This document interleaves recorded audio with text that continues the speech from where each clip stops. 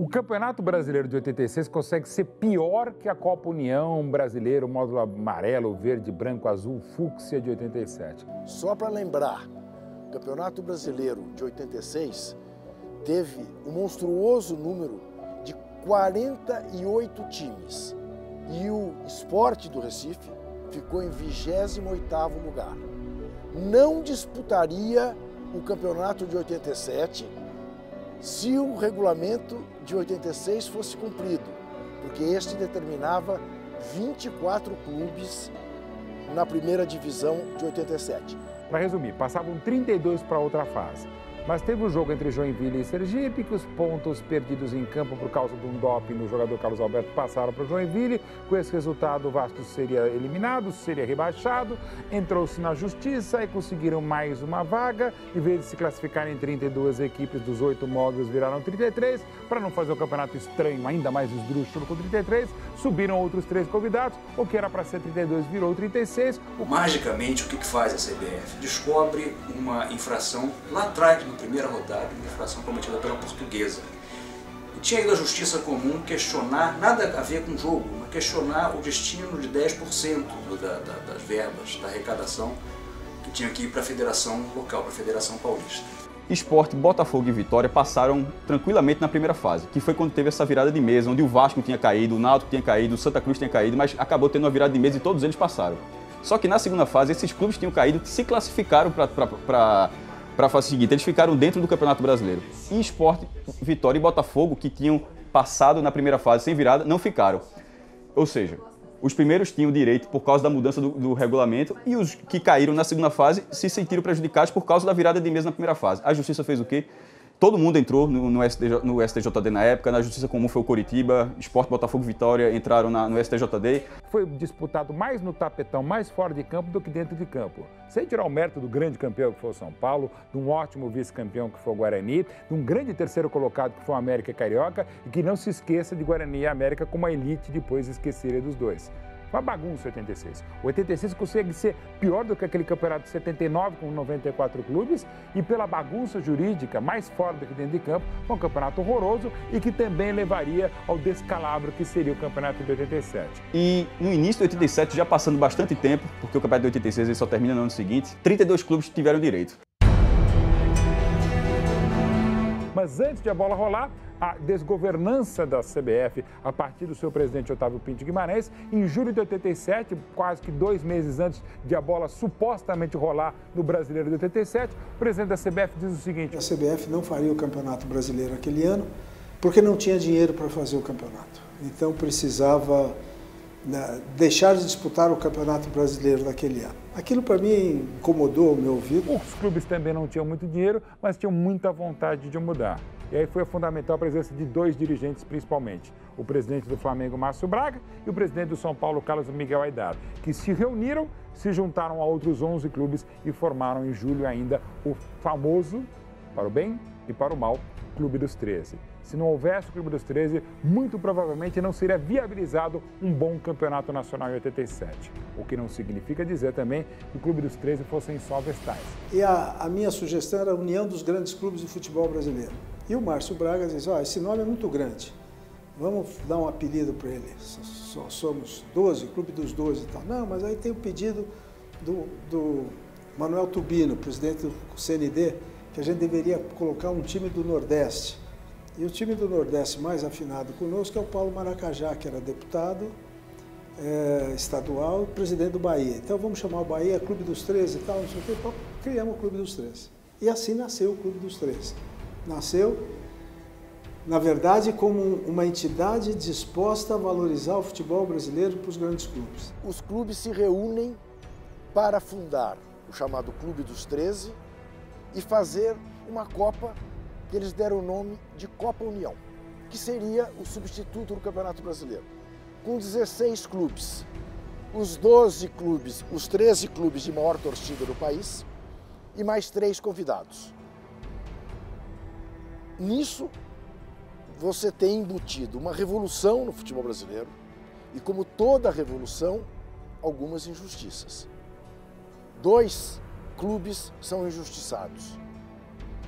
O Guarani, que tinha sido vice-campeão brasileiro em 86, e o América do Rio, que havia terminado em 4º lugar. Num primeiro momento, o Clube dos 13 quis fazer uma competição com 16 clubes, entre os quais estaria o Guarani.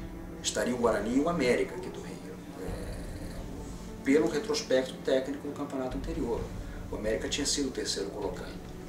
Só que nesse momento o Clube dos 13 decide se sentar para negociar com a CBF. E aí talvez tenha estado o grande erro. Em vez de impor uma liga independente, tiveram medo de ir às últimas consequências com uma liga pirata, então sentam para negociar com a CBF.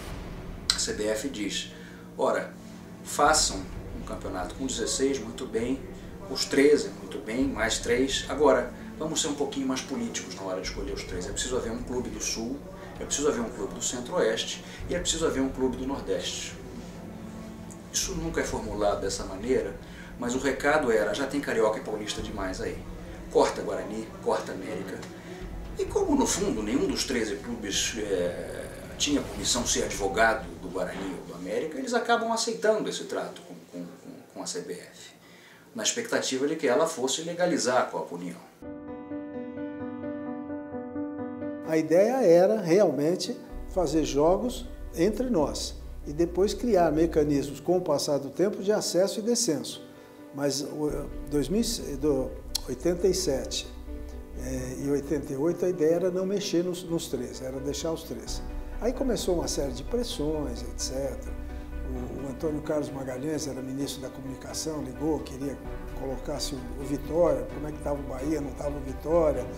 Aí começou uma discussão, o Guarani reclamou que era campeão brasileiro e não estavam pondo o Guarani. A CBF engoliu, porque não tinha o que fazer. Até porque foram vendidos patrocínios para a Varig, para a Coca-Cola e a Rede Globo comprou o torneio. Ou seja, estava tudo feito, tudo preparado. Ao perceber o sucesso da Copa União, o senhor Nabi Abichedi, vice-presidente da CBF, então, inventou o tal do Campeonato Brasileiro com módulos, amarelo, vermelho, verde, azul. E aquela bagunça, aquela quizomba jurídica, o brasileiro tinha gente com direitos meio que adquiridos. O campeonato anterior de 86 teve 80 clubes, o que se condicionava a ser uma primeira divisão, uma divisão de elite para 87, no mínimo teria os 24. E os caras falando no campeonato de 13. Então não tinha como matematicamente acomodar todos os interesses. A CBF, ela não chega ali só porque estava o sucesso, também. Mas ela chega pressionada pelos outros 16 clubes que também tinham o direito de jogar competição. Tipo, tinham o direito, não tinha como simplesmente o Clube dos 13 chegar e fazer uma competição, escolher os 16 times sem critério. O Coritiba tinha sido 44º no ano anterior. 3 times do módulo amarelo tinham ficado à frente do Flamengo, que seria o campeão do módulo verde. O Guarani, esse aí para mim acaba a discussão, vice-campeão brasileiro de 86, não entrou no módulo verde. Nós resolvemos delegar ao Eurico Miranda a nossa representatividade na CBF para cuidar do Campeonato Brasileiro de 87. E dentro do espírito que nós já tínhamos discutido entre nós. O Eurico foi para a CBF, representando-nos, e chegando lá ele acabou assinando um acordo com o Nabi Abichedi, que era o diretor de futebol da CBF, era vice do Otávio Pinto, mas era quem mandava no futebol. E o Eurico explica isso, que eu fazia aquilo, eu não teria campeonato. Foram incluídos mais 3 clubes no nosso grupo e criaram mais 16 clubes no outro grupo.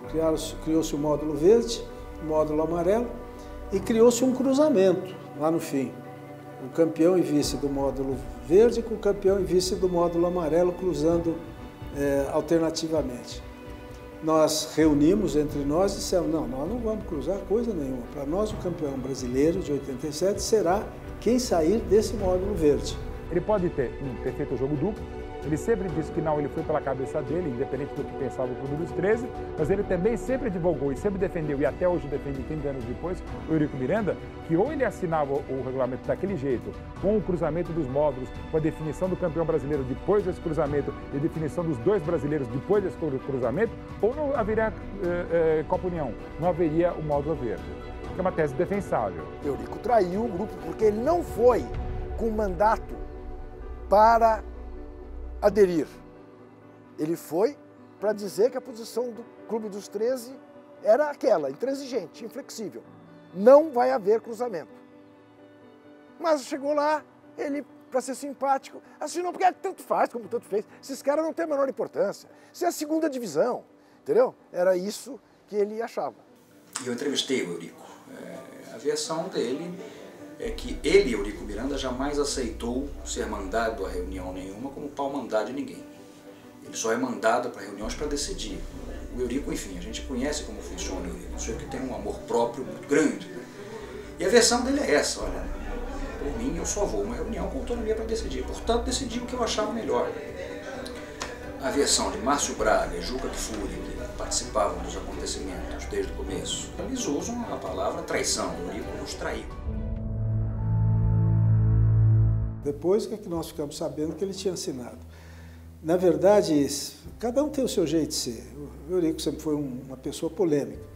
Ele foi lá, o que ele nos disse, e temos que acreditar nele, o que ele nos disse foi o seguinte, ou ele assinava aquilo, ou a CBF não homologava e impedia a realização de todos os jogos na justiça, etc, etc, etc. Ele ameaçou desfiliar os clubes. Se você desfilia os clubes, você perde a vinculação do atleta, você perde todos os atletas que estão sob contrato. Então a ameaça da CBF foi muito forte. Veja, foram todos os pequenos golpes que a CBF foi dando para tentar legitimar uma situação que a própria CBF criou com a Copa União pronta.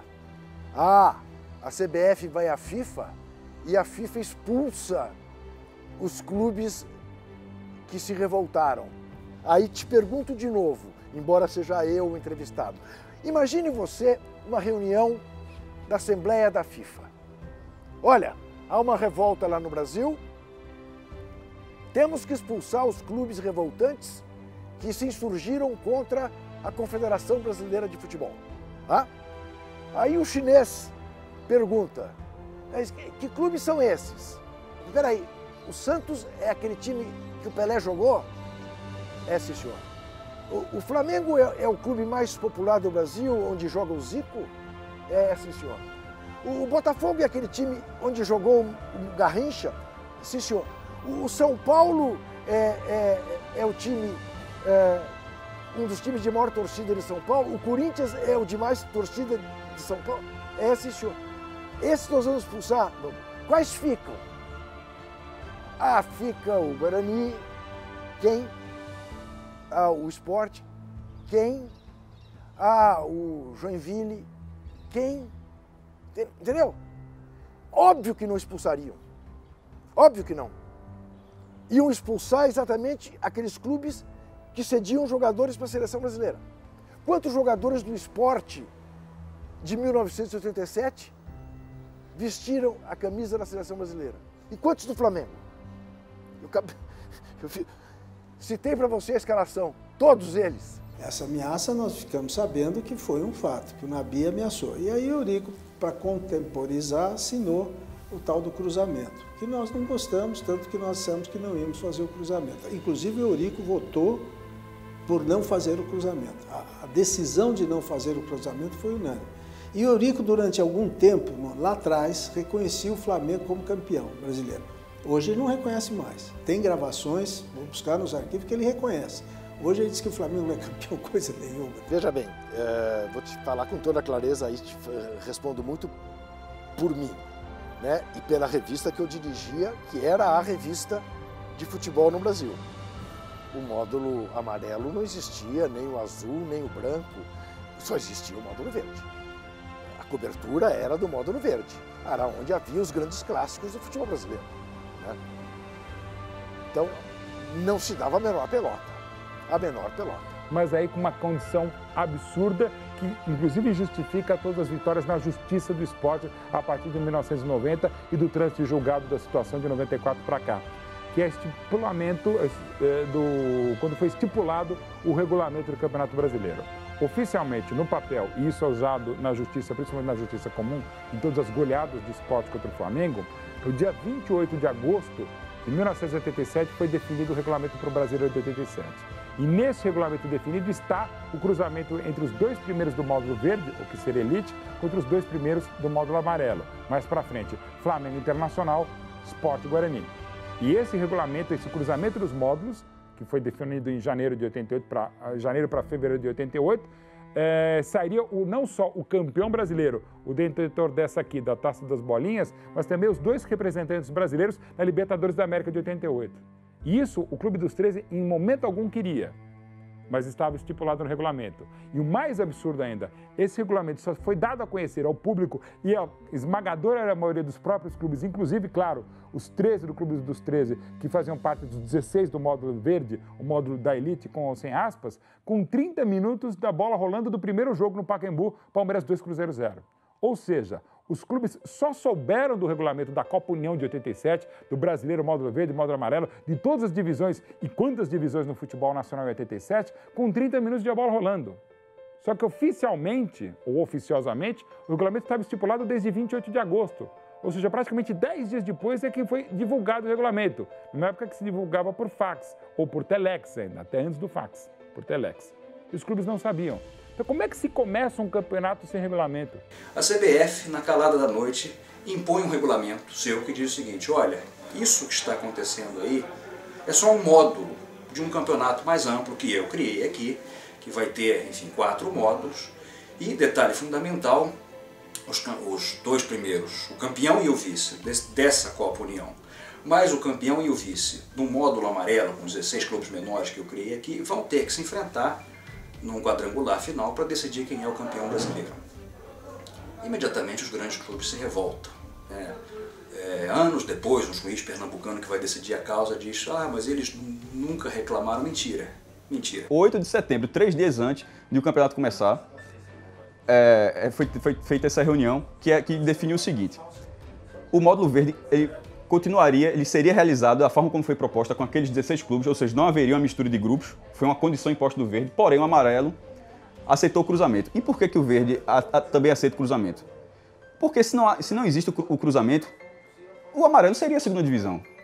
Porque não seria outro campeonato. Se não existisse o cruzamento, o campeonato seria a segunda divisão. E se o campeonato fosse a segunda divisão, esses 16 clubes poderiam acionar a justiça, porque eu tenho o direito de participar da primeira divisão. Então o cruzamento, ele validou a primeira divisão com as 32 equipes. Não havia receio nenhum, ninguém chamava de segunda divisão. O Campeonato Brasileiro era a Copa União, e a Copa União era o módulo verde, ponto.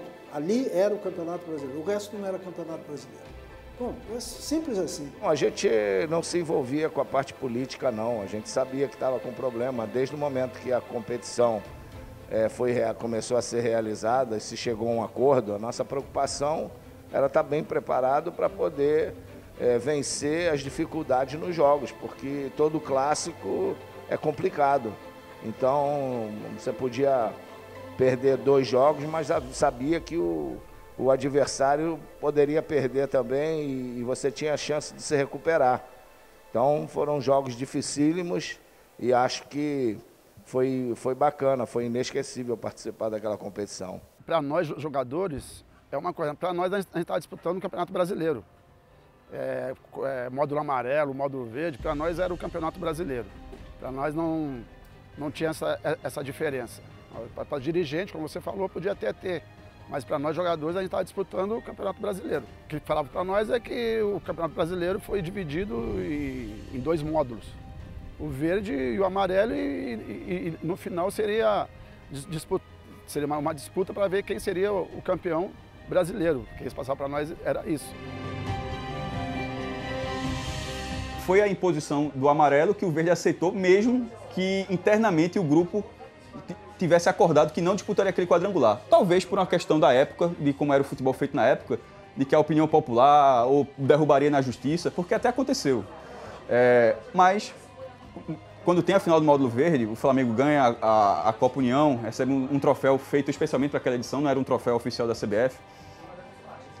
O Flamengo se declarou campeão brasileiro. Jornais do Rio, de São Paulo, declararam o Flamengo como tetracampeão brasileiro na ocasião. Só que, no Recife, isso não aconteceu, a cobertura continuou. Inclusive, no mesmo dia que tem Sport e Guarani, no 11-11. Aí é tal história, né? Quer dizer, claro que é sempre, aí tem a visão, digamos, parcial, né, de quem mora em São Paulo e que, vamos dizer, é mais influenciado pela imprensa do eixo Rio-São Paulo, né? Mas os jornais importantes do país, ninguém punha em dúvida que o Clube dos 13 estava certo. Ninguém põe em dúvida. Uma decisão por pênalti que empata realmente foi um erro grande do Sport, mas o objetivo era o seguinte: os 2 primeiros do verde e os 2 primeiros do amarelo disputariam o quadrangular final. Então, ser campeão do amarelo ou ser campeão do módulo verde era irrelevante. Era irrelevante. Então, o Sport e o Guarani tentaram decidir o amarelo, mas quando foi batendo pênalti, estava em 11-11, os presidentes em campo, que era uma coisa na época, não é que eles invadiram, não, porque na época os presidentes, os dirigentes podiam ter acesso até ao banco de reservas para acompanhar o jogo. Os presidentes de Sport e Guarani decidiram encerrar para mostrar que aquilo não valia, que aquilo não era a final. A final ainda estava por acontecer. Não existia. Não é nem dizer que era tratado... Mas era no mínimo curioso. Era curioso, mas nem é o caso de dizer que era tratado como se fosse a segunda divisão. Porque nem isso era. Nem isso era. Era um torneio paralelo que a CBF estava fazendo, que ela chamava de módulo amarelo. Porque o módulo amarelo a gente conseguiu aquela proeza mais uma histórica de empatar a disputa de pênalti na decisão do módulo amarelo na Ilha do Retiro. Guarani e Sport empataram por 11-11, decidiram largar o campeonato até como estratégia, digamos, jurídicas, dá para usar como estratégia o termo, porque eles demonstravam, ao não decidir o módulo amarelo no finalzinho de 87, que o que de fato importava para Guarani Sport, para o pessoal que vinha do módulo amarelo, a segunda divisão com aspas ou sem aspas, o que valia mesmo para definir a Copa União de 87 e o detentor desta Taça das Bolinhas, seria o quadrangular final no começo de 88. O que aconteceu foi o seguinte: foram batidos 11 pênaltis. Não conversar com o Homero Lacerda, o presidente do Guarani, o Guarani saiu de campo. E naquela época, o time que saísse de campo era considerado perdedor. Então, como o Guarani saiu de campo, ele foi considerado perdedor nessa final do módulo amarelo. A partida normal foi 3-0 para o Sport. O Sport tinha perdido em Campinas de 2-0 e tinha que ter a prorrogação. A prorrogação foi 0-0 e partimos para os pênaltis. Os 2 times bateram os 11 pênaltis e empataram em 10-10, porque na primeira série de 5, cada um perdeu 1. Aí eu fui chamado pelo capitão do Sport, o jogador Betão, e fui chamado pelo capitão do Guarani na época, o Ricardo Rocha.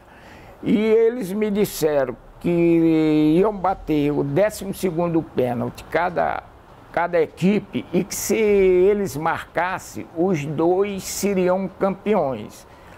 Tanto o Sport seria o campeão como o Guarani. Eu tive que aguardar 15 minutos iniciais depois da 12ª cobrança de pênalti, que foi empate, e também mais 15 minutos, a Ilha do Retiro superlotado, comandante do policiamento me pedindo para encerrar, mas eu não podia deixar de cumprir, porque um dos 2 times podia voltar e ter problema mais tarde.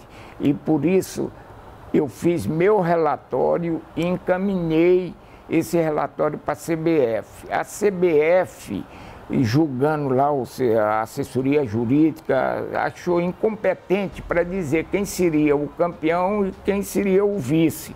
Então, o presidente da CBF, na época que eu tomei conhecimento, mandou chamar os 2 capitães e os 2 presidentes das equipes do Sport e do Guarani. E ele sugeriu que o Sport, que tinha o maior número de pontos em todo o campeonato brasileiro, ficaria em primeiro lugar e o Guarani em segundo. E os 2 presidentes, tanto do Sport como concordaram. E aí, quando houve o Conselho Arbitral em janeiro de 88 para ratificar o regulamento, deu a vitória pelo voto qualitativo do Clube dos 13. Só que eu também entendo uma questão de bom senso que para você mudar no regulamento só se houvesse unanimidade. E é claro que pelo menos o Sport, somando os 16 do módulo verde e os 16 do módulo amarelo, bastaria o Sport para dizer, junto com Guarani, Náutico e mais 2 ou 3 clubes, que não haveria unanimidade. Então o regulamento teria que ser aquele. Então, no fundo, tudo começou errado. E como tudo começou errado, cada parte tem um pouquinho de acerto. Mas é impressionante o que Flamengo, o Inter, o Sport mesmo, o Guarani, CBF, Clube dos 13, o Papa, Dalai Lama, Madre Teresa, todo mundo errou. Nunca se errou tanto fora de campo como se errou em 87. Então, até porque são tantas as coisas erradas, tantas questões na justiça comum que devem se discutir, e ainda mais a justiça esportiva, entre os termos de legalidade e de legitimidade, que eu acho que a solução melhor, mais salomônica, mais mureteira, mas ao mesmo tempo mais de bom senso e equilibrada, seria dar tanto ao Flamengo quanto ao esporte esta taça das bolinhas. Bobear até rachar no meio. Então a CBF marcou o quadrangular e Flamengo e Internacional perderam o WO. O famoso jogo que não existiu entre Sport e Flamengo teria sido em 27 de janeiro, na Ilha do Retiro. Teve árbitro, capitão, esperaram 30 minutos em campo, teve torcida do Sport, 38 pessoas sabendo que o Flamengo não ia aparecer, apareceram, compraram o ingresso e entraram na Ilha do Retiro com bandeira e ficaram lá na arquibancada da ilha, mesmo sabendo que o Flamengo não jogaria. E o árbitro esperou, e assim foi também com o Internacional. Detalhe, o Sport estava jogando com o Flamengo no WO, no Brinco de Ouro, o Guarani estava também ganhando o WO do Inter. E aí vai até o quadrangular, onde tem Guarani e Sport. O Sport vence de 1-0, 1-1 em Campinas, 1-0 na Ilha do Retiro, gol de Marco Antônio de cabeça, e vence essa competição. Porém, como era tudo aquela questão judicial no liminar, depois de ganhar o Campeonato Brasileiro, o Sport entra com uma ação ordinária declaratória na Justiça Comum, para que porque a Justiça Desportiva não estava querendo reconhecer. Como a posição dos clubes da Copa União, do Clube dos 13, era uma posição intransigente no sentido de que não faria o cruzamento, porque seria recuar em relação a uma posição. Eu lembro, a CBF havia desistido de fazer o Campeonato Brasileiro. Só foi fazer quando percebeu o sucesso na Copa União e quis pegar algumas migalhas. Mas veja, exatamente, porque não tinha dinheiro para organizar, né? Mas não teve peito, por exemplo, de impedir que os árbitros, sob seu guarda-chuva, apitassem os jogos da Copa União. Porque para nós o Campeonato Brasileiro era nós 13, era o nós do módulo verde, nós não consideramos, nós não disputamos com o módulo amarelo. Fecharam a questão, a gente não vai fazer esse cruzamento, a gente não queria esse cruzamento que está no regulamento, que a gente só conheceu com a bola rolando, isso é coisa do Eurico Miranda, é coisa do Nabi Abichedi, a gente não quer. Então, não é porque foi o Flamengo que não quis e o Internacional que não quis o cruzamento com o Guarani e Sport que vinham do módulo amarelo. Se fosse Vasco e Cruzeiro, se fosse Corinthians e Botafogo, nenhum deles, dos clubes dos 13, iria disputar quadrangular. Foi uma decisão conjunta. A simples decisão de que, quando chegar o quadrangular, a gente não vai jogar e pronto. Mas assim, se tinha um regulamento, eu já vi o regulamento, inclusive, ele é muito claro. Se o regulamento foi assinado antes, se o regulamento foi publicado, foi assinado tudo, assim, não tinha para quem não jogar. Foi um grande vacilo que o Flamengo deu. Era um time tecnicamente melhor? Era, no papel, era. Mas é o que eu sempre falo, um ano antes, o Flamengo perdeu do Central de Caruaru no Campeonato Brasileiro. Foi a última vez que Pernambuco teve 4 clubes na primeira divisão. O Central de Caruaru ganhou do Flamengo 2-1 no Lacerdão. No ano seguinte, Flamengo e Sport se encontraram no Brasileiro. Foi um jogo duríssimo. O Flamengo venceu, foi o jogo do Maracanã. Foi um jogo complicadíssimo. E o Sport tinha um pouco da base ainda e o Flamengo também. Então, assim, o Inter ganhou do Barcelona na final do Mundial de 2006. Você não pode chegar a futebol, isso aqui é um esporte que a gente... Você não pode chegar a dizer, esse ganharia desse. A chance era grande? Era, mas podia ter ido para campo, tirar essa dúvida. Mas Flamengo e Inter, a essa altura, achavam que a questão seria decidida na justiça desportiva, que era o âmbito competente para decidir uma questão dessa. E quando a justiça desportiva se pronuncia, meados do ano, ela dá grande causa ao Flamengo e ao Internacional, né? Manda a CBF voltar atrás na homologação do título do esporte. Mas a essa altura, tanto os grandes clubes, digo, enquanto corria esse quadrangular da CBF, tanto os grandes clubes quanto a torcida estavam em outra. Na data em que a CBF marcou o primeiro jogo que deveria ter sido do Flamengo nesse quadrangular, o Flamengo está fazendo um jogo de comemoração pelo tetracampeonato contra a seleção da Costa do Marfim. Internacional e Flamengo, eles não quiseram disputar, tanto que as partidas foi WO, eles não foram para o jogo.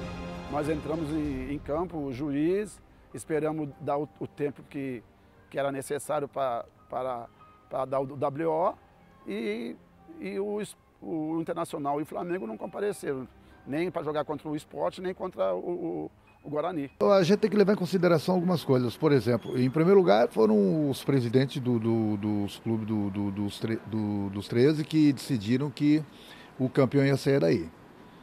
E eu acho normal isso, porque a equipe que disputa a Série A, obviamente, ela vai jogar sempre contra os grandes.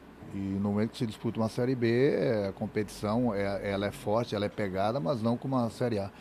Na verdade, quando nós ganhamos ganhamos o título em cima do Internacional, o grupo pediu até para o nosso presidente, que na época era o Márcio Braga, para a gente jogar contra o Sport. Mas ele tinha um acordo do Clube dos 13 que não era para jogar. Nós, jogadores, nós jogaríamos sem problema algum. Mas o campeão, independente de qualquer coisa, o campeão é dentro das 4 linhas, dentro do campo. E o Flamengo conquistou esse título dentro das 4 linhas. Cara, a gente queria jogar, entendeu? A gente queria jogar contra Flamengo, entendeu? Porque a gente estava muito bem nesse ano. O Sport estava bem, a gente confiava em nós. Então a gente queria jogar. A gente sentiu por não ter jogado, entendeu? E aí a Ilha do Retiro estava lotada. Então a gente queria jogar. Era uma decisão política, né? Aquela guerra entre os dirigentes que se reuniram, né, para criar o Clube dos 13 e organizar um campeonato que a CBF não tinha competência naquela época. Foi uma indecisão deles, porque eles não acreditavam que se eles tivessem fé aquilo, ele era o melhor do Brasil, porque eles não vieram jogar com a gente, para mostrar que era o melhor e ganhar pra gente. Então eles ficaram um pouco temerosos de perder e de mostrar que realmente eles não eram o melhor. E nós que mostramos que nós somos os melhores, fomos a Campos e fomos campeões. Você já ouviu falar no goleiro Zé Carlos? Certamente sim. Do lateral Leandro, que o Tele dizia ter sido o maior lateral que ele viu jogar. Do Jorginho, campeão do mundo. Do Edinho, você já ouviu falar também. Do Leonardo, já ouviu falar também. Do Andrade. Do Zico Verdadeiro. Do Zinho. Do Bebeto. Do Renato Gaúcho. Esse era o time do Flamengo.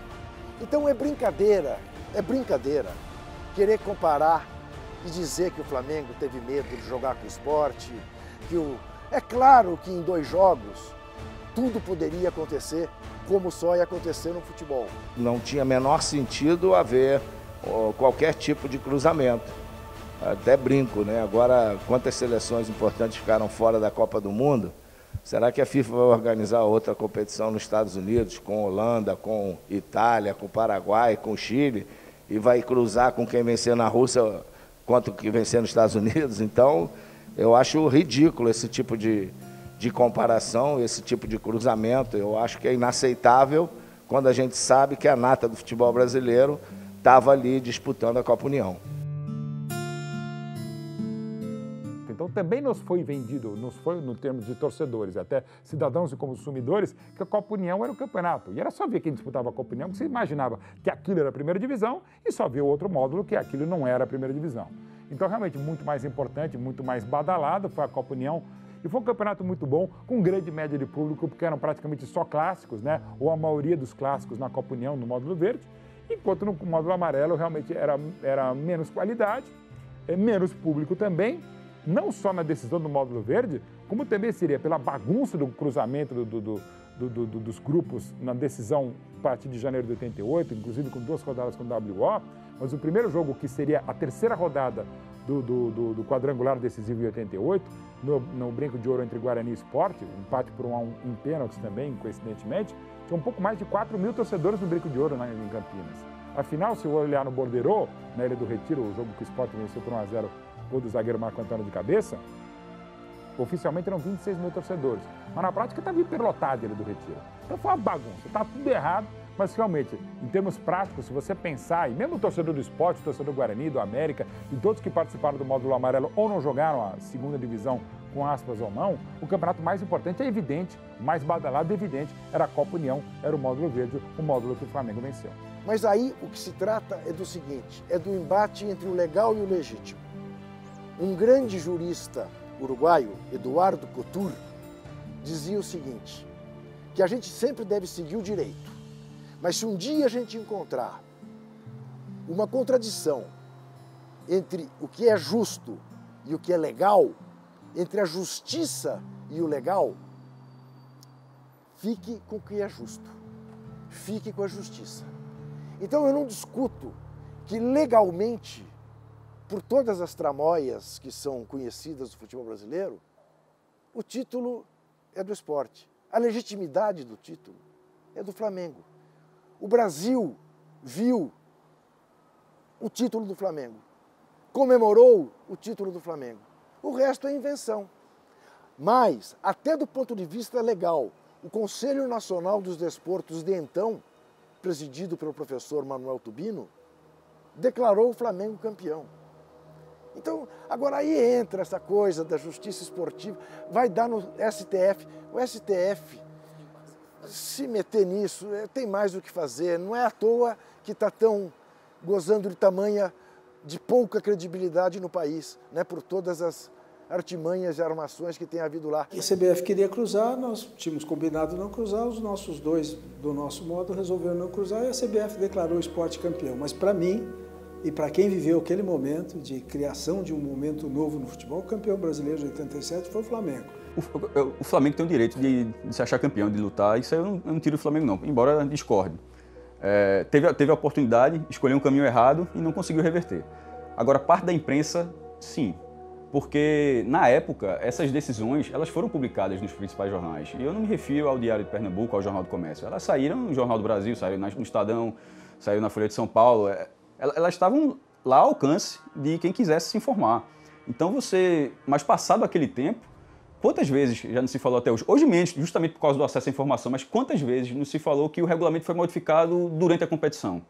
Assim, se isso fosse uma verdade, enfraquece o pleito do esporte. Porque, tu ganhasse um campeonato que mudou no meio da competição, o outro já estava certo, mas isso não é verdade. Mas o campeonato o regulamento foi decidido antes. Então, alguns mitos foram feitos. O Flamengo tinha vários jogadores da seleção brasileira e o Sport nenhum. Pô, que critério é esse? Isso não é critério para decidir se um é campeão ou outro não é campeão. Você tem que seguir uma fórmula proposta. A fórmula foi proposta, a fórmula foi aceita. Se os integrantes do Clube dos 13 decidiram não topar, eles compraram a briga. Mas você pode perder uma briga. Eu podia ter jogado em outro clube, eu poderia só estar opinando hoje aqui, eu iria opinar a favor do Flamengo. Futebol se ganha dentro das 4 linhas, entendeu? Futebol se ganha dentro das 4 linhas, com todo o respeito ao esporte. Eu queria ver o pessoal do esporte se fosse o inverso, o que eles iriam falar também. Então, fiquei feliz em participar daquele grupo do Flamengo. Volto a repetir, futebol, naquela época, na época de hoje, se ganha dentro das 4 linhas. Fora das 4 linhas, fica para os incompetentes, entendeu? Futebol é para quem tem talento, e o talento é disputado dentro das 4 linhas. São 3 coisas que não se discute, religião, política e futebol. Mas não adianta vir falar comigo porque eu tenho jornal, eu tenho televisão, eu tenho foto, eu tenho a foto com troféu. Vai perder tempo, porque eu sou campeão brasileiro de 87. Eu sou campeão brasileiro. Reconheço a importância do esporte, a importância do Guarani naquela oportunidade, mas o campeão brasileiro é o Flamengo. Não, assim, para mim, como jogador, como atleta e como pessoa, é muito bom você fazer parte de uma história de um clube do tamanho do esporte. Porque tá lá, isso ninguém vai tirar. Você chega em Recife, você vai na ilha, tá lá, campeão brasileiro de 87. Então essa história ninguém vai apagar. Se Flamengo for recorrer, não adianta.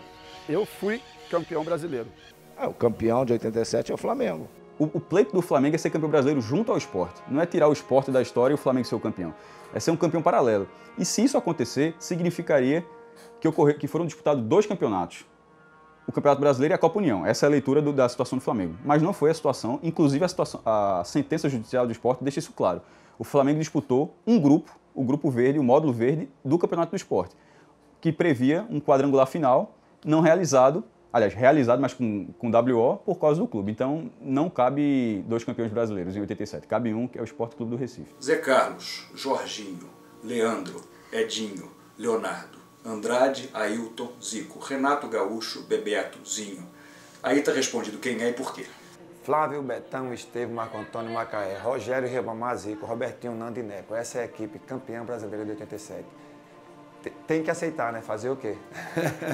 E ainda que alguém fale, mas o Sport é campeão de fato, o Flamengo é de direito. Não, o Sport é o campeão de fato e de direito. Ele jogou a competição, ele entrou em campo no WO, porque ele podia ter perdido o Flamengo, mas ele estava lá em campo. Se o Flamengo quisesse jogar, poderia ter jogado. Veja, há certas coisas que hoje em dia eu não discuto mais. Até porque as gerações vão se sucedendo e quem não assistiu aquilo, quem não estava vivo, quem começou a gostar de futebol depois daquilo, né, precisa ter informação, como esse documentário está tratando de fazer, mas fica nessa discussão do que é legal, do que é legal, do que é legal, que é tudo que futebol se resolve dentro de campo, que é tudo que não importa. Não é? Isso serve para viradas de mesa de times que deviam jogar a segunda divisão e não jogaram, serve para tanta bandalheira, né, como caracteriza o futebol brasileiro. Então, há duas coisas que eu não discuto, que são para mim absolutamente cristalinas. Pelé foi o maior jogador de futebol de todos os tempos e continua a ser. 2 patamares acima dos pretendentes, que são geniais, mas que estão 2 patamares abaixo dele. Maradona, Messi, Garrincha, Cruyff, Rivelino, Didi, Zidane, Cristiano Ronaldo, enfim. E o Flamengo é campeão brasileiro de 87. O resto é resto. O campeão de 1987 não tem como errar, é rubro-negro. O campeão de 1987 não tem como errar, tem um camisa 10 chamado Zico. Quem é o campeão de 1987? Para mim, há 30 anos, de fato, é o Flamengo e de direito ao esporte. Desde as decisões da Justiça comum, de 1990, ratificado pelo trânsito em julgado das coisas em 94, e todas as decisões tomadas, não só na Justiça Federal de Pernambuco, mas até chegando ao Superior, ao Supremo, ao Tribunal de Recursos, a tudo dá esporte. Também por conta da jactância, prepotência ou negligência da direção do Flamengo, que não quis, num primeiro momento, discutir na Justiça, porque falava isso é indiscutível. O Flamengo é o campeão da Copa União, o Flamengo é tetra, o Flamengo é penta e será hexa em 2009 e acabou. Só que aí na Justiça foi perdendo, porque o que se julgou na Justiça comum, com razão ou não, ou com muita emoção, é que o regulamento não foi cumprido. E, de fato, o que está na letra do regulamento, artigo 6º, parágrafo 2º, é que haveria o cruzamento. O tal do cruzamento dos módulos verde e amarelo. De um lado, Flamengo Internacional, do outro lado, Sport Guarani.